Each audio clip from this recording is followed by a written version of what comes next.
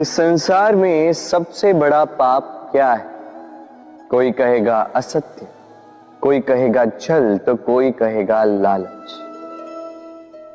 नहीं, संसार में सबसे बड़ा पाप है नारी का असम्मान, नारी का मान भंग करना। क्योंकि ये अपराध केवल नारी के शरीर को ही नहीं, उसके मन और उसके आत्मा पर भी प्रहार करती है। फिर प्रश्न ये उठते हैं कि जिसने भी ये अपराध किया है उसे दंड क्या दिया जाए? फिर कोई कहता है शारीरिक पीड़ा, कोई कहता है मृत्यु दंड। किंतु इस अपराध का दंड निश्चित करने से पूर्व क्या ये जानना महत्वपूर्ण नहीं है कि अपराधी है कौन? अब आप कहेंगे कि सरल सी बात है, वही पुरुष जिसने स्त्री का मान भंग किया। किंतु क्या ये पूर्णतः सत्य है? क्या स्वयं के अपमान के लिए, स्वयं के सम्मान को खोने के लिए कभी कभी नारी स्वयं उत्तरदायी नहीं हो सकती? सोच के देखिए, सम्मान खोने से बचने के लिए पहले सम्मान की सीमा पर दृष्टि रखना आवश्यक है। रावण सीता का हरण इसलिए कर पाया क्योंकि सीता ने भोलेपन के कारण रावण का उस सीमा को लांघना सरल कर दी। किंतु अशोक वाटिका में उसी सीता को रावण स्पर्श तक नहीं कर पाया क्योंकि उसने रावण और उसके मध्य में तिनके की एक छोटी सी दीवार बना दी थी। जीवन में ना कहना सीखें। यदि कोई आपके सम्मान की सीमा को पार करने का प्रयास करे तो उसे वही रोकना सीखें। आपके ऊपर उठे पहले हाथ को, पहले कटाक्ष को वही रोक देना सीखें। फिर किसी पुरुष में साहस नहीं कि वो पुनः आपका अपमान करने का प्रयास भी कर सके, क्योंकि नारी जननी आराध्य। तो स्वयं को निर्बल मानकर आप अपराधी ना बने। राधे राधे। इस कमल के पुष्प को देख रहे हैं? इसकी एक विशेष बात है, जल स्तर कितना भी बढ़ जाए ये पुष्प सदैव जल सतह के ऊपर ही रहेगा। और इसका कारण है इसकी ये नाल। जैसे जैसे जल स्तर बढ़ता है वैसे वैसे ये नाल भी बढ़ती और इस पुष्प को जल सतह के ऊपर रखती। किंतु जब जल स्तर घटता है ये नाल घट नहीं पाती और फिर स्वयं के साथ ही इस पुष्प का भी विनाश कर देती। मनुष्य के साथ भी यही होता है। जैसे जैसे मनुष्य समृद्ध होता जाता है वैसे वैसे उसका जीवन स्तर बढ़ता जाता है, उसकी अपेक्षाएं, उसकी आवश्यकताएं बढ़ती जाती। किंतु जब संपन्नता घटने लगी उसकी आवश्यकताएं कम नहीं हो पाती और फिर इसी कमल की भांति मनुष्य भी टूट जाता है। तो फिर क्या करें? क्या किया जाए इस परिस्थिति में? जीवन स्तर बढ़ाना छोड़ दे? कदापि नहीं। किंतु जीवन स्तर बढ़ाने के साथ साथ ही अपनी आत्मशक्ति को सुदृढ़ करें। संकट का समय आने पर आप अपना जीवन कैसे व्यतीत करेंगे इसका अभ्यास करें, क्योंकि जीवन स्तर और जल स्तर तो घटते बढ़ते रहेंगे। ये आप पर निर्भर करता है कि आप इन दोनों के बीच का तालमेल कैसे सुनिश्चित करते हैं। राधे राधे। इस हीरे को देख रहे हैं आप? लाखों करोड़ों वर्षों तक धरती के गर्भ में रहने के पश्चात ये इतना कठोर बनता है, किंतु जब खान से निकाला जाता है कोयले की ही भांति होता है, श्वेत, कठोर, निस्तेज। किंतु जब इसे तराशा जाता है तब इसे तेज प्राप्त होता है और तब ये अपना मूल्य बढ़ाता है। संसार में मनुष्य के साथ भी यही होता है। मनुष्य की बुद्धि, मेधा, अनुभव उन वर्षों के कारण नहीं बढ़ती जो वर्ष हमने हमारे जीवन में व्यतीत किए, बल्कि उन क्षणों से निखरती है जब हमने कठिनाइयों का सामना किया, चुनौतियों का सामना किया, संकटों का सामना किया, छल और पीड़ा से। इसलिए यदि आपके जीवन में आपके सामने संकट आए, चुनौतियां आए, पीड़ा आए, तो उसे भयभीत मत होइएगा, उसका स्वागत कीजिए, क्योंकि यही परिस्थितियां आपको वो अनुभव देगी जो आपको प्रबुद्ध करे। राधे राधे। प्रकृति ने हर जीव में एक भाव भरा है ताकि वो निश्चल ना रहे, कुछ न कुछ कर्म करता रहे, और वो भाव है भूख।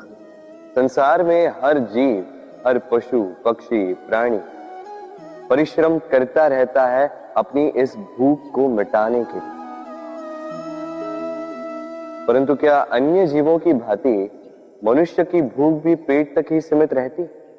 तन की भूख मिटाते मिटाते कब ये भूख मन और माया की तृष्णा में बदल जाती है पता ही नहीं चलता। और अधिकतर ये तृष्णा धन संग्रहित करने तक ही रह जाती। अपना जीवन जीना छोड़कर किसके लिए ये धन संग्रहित कर रहे हैं? आने वाली पीढ़ी के लिए। बड़ी विचित्र बात है। अपना जीवन जीना छोड़कर धन संग्रहित करते करते अपने जीवन का सुख भी मिटा रहे हैं और आने वाली पीढ़ी को कर्म करने से भी बाधित कर। पूत कपूत तो क्यों धन संचय, पूत सपूत तो क्यों धन संचय। अपनी संतान को संस्कार दीजिए, धन नहीं। यदि संतान संस्कारी हो तो अपना स्वयं का एक संसार बना ली। यदि असंस्कारी हो तो आपका बना बनाया संसार यूं ही नष्ट कर दे। इसलिए जीवन में यदि कुछ संचय करना है तो ज्ञान संचय कीजिए, प्रेम संचय कीजिए, और मेरे साथ प्रेम से कहिए राधे राधे। जीवन को रथ कहा जाता है, किंतु क्यों? अब आप कहेंगे कि इसलिए क्योंकि जीवन भी रथ की ही भांति चलता रहता है। किंतु कभी आपने इस रथ को समझने का प्रयास किया? रथ में आगे अश्व होते हैं और पीछे पहिए। ये अश्व आपके कर्म और ये पहिए कर्मफल। ये अश्व जहां जाते हैं, ये पहिए उसी के पीछे पीछे आते हैं। यदि आपके अश्व यानी आपके कर्म शुभ सरल मार्ग पर चले तो आपकी यात्रा आनंदमयी होगी। यदि दुष्कर्म के बुरे पथ पर चले तो आपकी यात्रा गड्ढों और झटकों से युक्त होगी। अब चयन आपका है, आप क्या चाहते हैं? आपकी यात्रा आनंदमयी हो या पीड़ादायी? अपने कर्मों के अश्वों को नियंत्रण में रखें। फल का पहिया सदैव आपको मधुर रास ही देगा। राधे राधे। बताइए श्रेष्ठ कौन? रेशम के धागे बनाने वाला या उन धागों को बुनकर वस्त्र बनाने वाला? निश्चित रूप से वस्त्र बनाने वाला। अब बताइए श्रेष्ठ क्या है? माटी को पूरे तट पर बिखेर कर रख देने वाली बाढ़ या उस माटी को समेट कर उसी से एक मूर्ति बनाने वाला मूर्ति का? निश्चित रूप से मूर्ति का। अब बताइए श्रेष्ठ कौन है? देवताओं और दानवों का वो दल जिन्होंने अमृत प्राप्ति के लिए इस संसार में हलाहल फैला दिया, या वो महादेव जिन्होंने इस हलाहल को सूक्ष्म करके अपने कंठ में समाहित कर लिया? निश्चित रूप से महादेव श्रेष्ठ।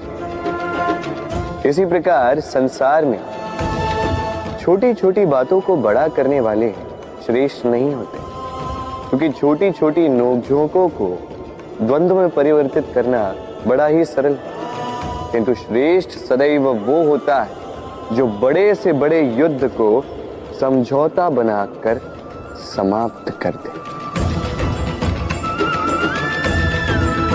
राधे राधे। संसार में सबसे कठिन कार्य क्या है? कोई कहेगा पर्वत पर चढ़ना, कोई कहेगा तैरना, कोई कहेगा उड़ना। किंतु क्या ये वास्तव में कठिन है? असल में देखा जाए तो बस ये थोड़े भिन्न है। जो कर्म हमारे लिए करना थोड़े भिन्न हो, हम उसे कठिन समझ लेते। जैसे तैरने की कला भिन्न है।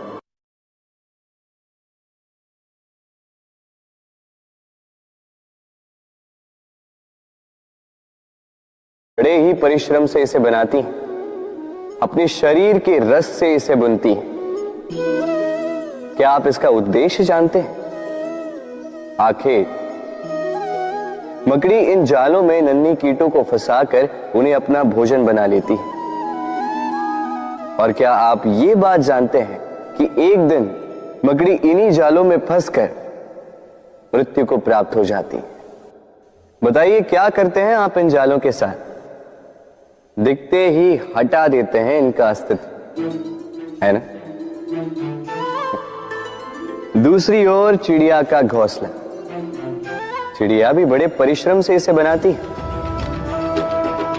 किंतु यदि चिड़िया इसे छोड़कर चली भी जाए, उसके पश्चात भी लोग इसका विनाश नहीं करते। कारण क्या? कारण यह है कि इसका निर्माण जीवन के संचयन के लिए किया गया था, आखेट के लिए नहीं। स्मरण रखिएगा, जीवन में आपका परिश्रम कितना भी अधिक हो, यदि आपका लक्ष्य शुभ ना हो तो आपको भी विनाश पाना ही होगा। तो सृजन करते रहिए और मगन होकर कहें राधे राधे।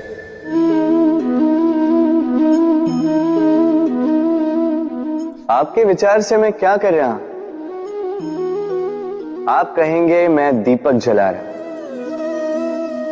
सही, किंतु प्रश्न ये उठता है कि क्या मैंने आपसे कहा कि ये दीपक है?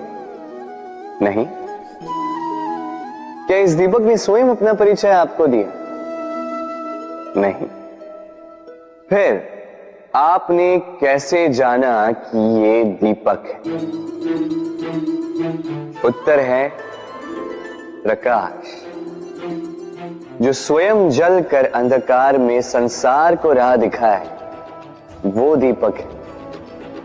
जो निराशा में आशा की ज्योत दिखाए, वो दीपक है। दूसरी ओर सर्प है, जो दिखे नहीं, बस फुफकार दे तो लोग भयभीत हो जाते हैं। अर्थात व्यक्ति का परिचय उसके कर्मों से मिलता है। इसलिए आपको ये बताने की आवश्यकता नहीं कि आप कौन हैं। ये आपके कर्म ही निश्चित करेंगे कि लोग आपसे दीपक समझकर प्रेम करेंगे या सर्प समझकर भयभीत रहेंगे। राधे राधे। समय कितना विचित्र होता है। समय हमारे साथ हो तो हम स्वयं को राजा मान लेते हैं। वही समय यदि विरुद्ध हो जाए तो रंक बनने में समय नहीं लगता। इसलिए मनुष्य की एक आदत होती है, बुरे समय के लिए कुछ बचा कर रखता है। संबंधी, मित्र बुरे समय में साथ छोड़ देते हैं। यश, मान बुरे समय में चला जाता है। तो व्यक्ति सोचता है क्यों ना धन संचय कर। धन का तो कोई मन नहीं होता जो समय आने पर बदल जाए। संसार कहता है कि धन का संचयन करते रहो, बुरे समय में काम आएगा ही। मैं कहता हूं शुभ कर्म करते रहो, आनंदित रहो, स्वयं पर और ईश्वर पर विश्वास रखो, बुरा समय कभी आएगा ही नहीं। राधे राधे। प्रकृति ने मनुष्य को एक विशेष शक्ति दी है। अन्य जीवों से अधिक शक्ति दी, स्मरण शक्ति। यही शक्ति मनुष्य को अन्य जीवों से भिन्न बनाती, इतिहास लिखने की प्रेरणा देती, ज्ञान को पीढ़ी दर पीढ़ी आगे भी बढ़ाती। और जो भूल जाते हैं, अधिकतर रूप से वो उपहास और दया के पात्र बन जाते हैं। परंतु क्या यही पूर्णतः सत्य है? नहीं। यही स्मरण शक्ति मनुष्य के विकास में सबसे बड़ी बाधा भी बन जाती है, उसके चित्त को दूषित कर देती। बुरे अनुभव, किसी का दिया गया धोखा, किसी का किया गया कटाक्ष मनुष्य भुला नहीं पाता और फिर लग जाता है प्रतिकार में। पहले समय नष्ट करता है प्रतिकार की तैयारी में, फिर समय नष्ट करता है प्रतिकार का अवसर ढूंढने में। यदि संतोष पाना है, यदि जीवन में आनंद पाना है, तो स्मरण शक्ति का सदुपयोग कीजिए। अपनी स्मरण शक्ति को केंद्रित कीजिए केवल अच्छी बातों और अच्छी यादों की ओर। जीवन में प्रसन्नता आए। राधे राधे। मनुष्य अपने परिवार के लिए क्या कुछ नहीं करता, दिन रात परिश्रम करता है ताकि अपने परिवार की आवश्यकता पूर्ति के लिए धन कमा सके। परंतु क्या केवल धन कमाना पर्याप्त है? आप कहेंगे हाँ, क्यों नहीं। धन से सब कुछ मिलता है, विद्या मिलती है, घर मिलता है, औषधि मिलती है, क्या कुछ नहीं मिलता। ये सब एक सीमा तक ठीक, किंतु तनिक मन से सोच के देखिए, जब बालक रोगी होता है तो वो उस कड़वी औषधि को क्यों पी लेता? इसलिए क्योंकि उसके पिता ने उस औषधि को धन से खरीदा? नहीं, बल्कि इसलिए क्योंकि उसके सामने खड़ा उसका पिता, उसे उन पर विश्वास है। विश्वास है कि वो उसे कुछ नहीं होने देंगे। ये विश्वास, ये संस्कार, ये सीख कभी धन से नहीं मिलती। ये मिलती है उस समय से जो माता पिता ने अपने संतान के साथ बिताया। इसलिए जीवन में धन अवश्य कमाई, किंतु अपने परिवार को भी समय दीजिए, प्रसन्नता मिलेगी। राधे राधे। मुझे बताइए, इस दीवार को तोड़ने का क्या लाभ है? यदि किसी संबंध में संदेह घर कर लेता है तो आए दिन शत्रुता की स्थिति बनी रहती है। कल कोई और कारण बन सकता है इस दीवार के पुनः बनने का। तो क्या पुनः इस दीवार को बनाएंगे काका? संबंध की पवित्रता वैसी होनी चाहिए जैसे एक माता और संतान के प्रेम में होती है, निश्चल, निर्दोष। कि बात केवल रूठने मनाने तक ही सीमित रहे।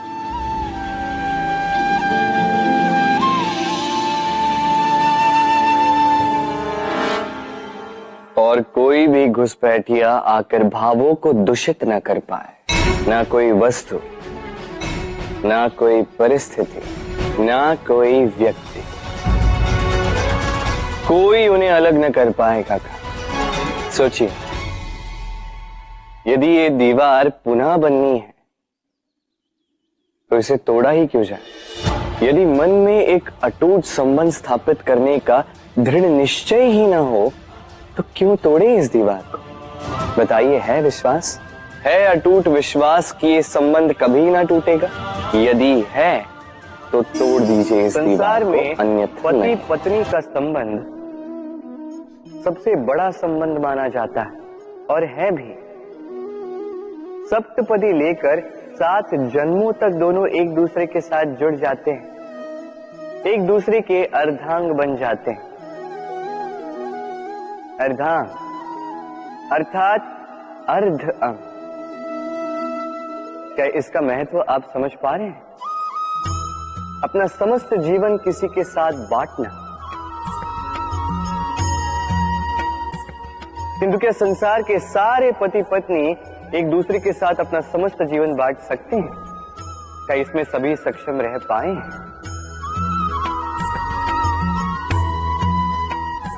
अपना जीवन किसी और के साथ बांटने के लिए सबसे महत्वपूर्ण बात है स्वीकृति, स्वीकार करना। सामने वाले व्यक्ति को स्वीकार करना, उसकी अच्छाइयां भी, उसकी बुराइयां भी। संपूर्णतः रूप से व्यक्ति को स्वीकार करना होगा, तभी ये संबंध बढ़ेगा, तभी ये संबंध और भी सुंदर बनेगा। एक दूसरे के दोष ढूंढना, उन्हें गिनाना, ये केवल और केवल एक ही कार्य करता है, इस संबंध के जीवन का नाश करता है। बस बदले में होना ये चाहिए, एक दूसरे के दोष समझकर उन्हें आभास करवाए बिना उन्हें सुधार देना चाहिए, उनकी कमियों को उनकी शक्ति बना देनी चाहिए। यही तो होता है दाम्पत्य, यही होता है बुराइयों का दमन, और यही होता है गुणों का उदय। राधे राधे।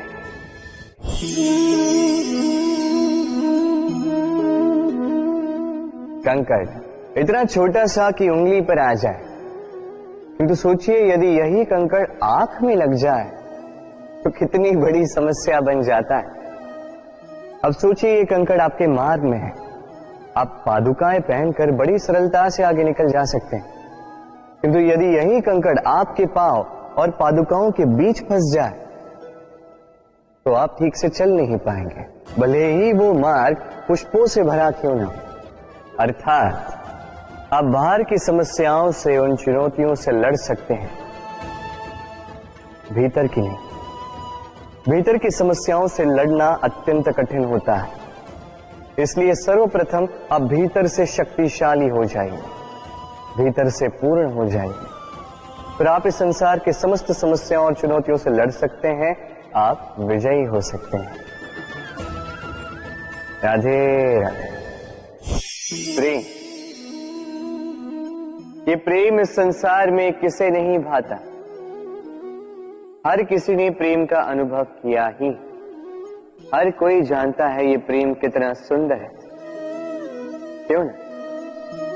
ये प्रेम भाव इस संसार में सबसे शक्तिशाली भाव है।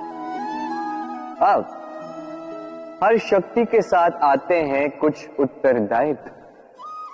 अब जैसे ही ये उत्तरदायित्व तो हमारे जीवन में आते हैं, हम सर्वप्रथम प्रेम को भूल जाते हैं, फिर हमें ये प्रेम, ये बोझ लगने लगता है।